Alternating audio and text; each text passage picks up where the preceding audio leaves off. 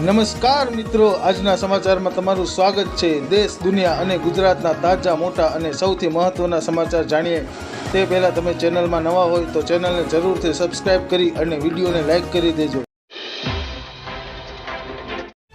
ફટાફટ આગળના સમાચારની વાત કરીએ તો હાલ સોશિયલ મીડિયા પર દાવો કરવામાં આવી રહ્યો છે કે કેન્દ્ર સરકારે પીએમ કિસાન ટ્રેક્ટર સ્કીમ શરૂ કરી છે, જેની શરૂઆત પીએમ મોદી દ્વારા કરાઈ છે।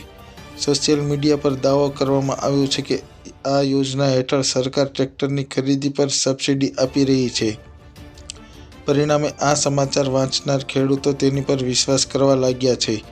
પરંતુ શું આ દાવો સાચો છે અને શું સરકાર ખરેખર આવી યોજના શરૂ કરી છે? પીઆઈબી અનુસાર કેન્દ્ર સરકારે પીએમ કિસાન ટ્રેક્ટર યોજના નામની કોઈ સબસિડી સ્કીમ શરૂ કરી નથી। તેથી સબસિડી પર ટ્રેક્ટર આપવાનો દાવો કરતી આ વેબસાઇટ નકલી છે અને તેના પર વિશ્વાસ કરી શકાય તેમ નથી।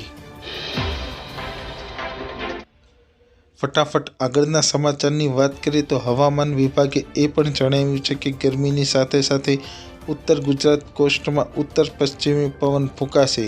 દક્ષિણ ગુજરાત કોસ્ટમાં ઉત્તર પૂર્વીય પવન રહેશે। આવતા સપ્તાહમાં વરસાદની પણ કોઈ સંભાવના નથી। વર્તમાનમાં સુરતમાં 30.4 અને રાજકોટમાં 30.2 ડિગ્રી તાપમાન નોંધાયું છે। દ્વારકામાં 25 અને ભુજમાં 28.8 ડિગ્રી તાપમાન નોંધાયું છે, જ્યારે ડીસામાં 28.6 અને વેરાવળમાં 28.2 ડિગ્રી તાપમાન નોંધાયું છે।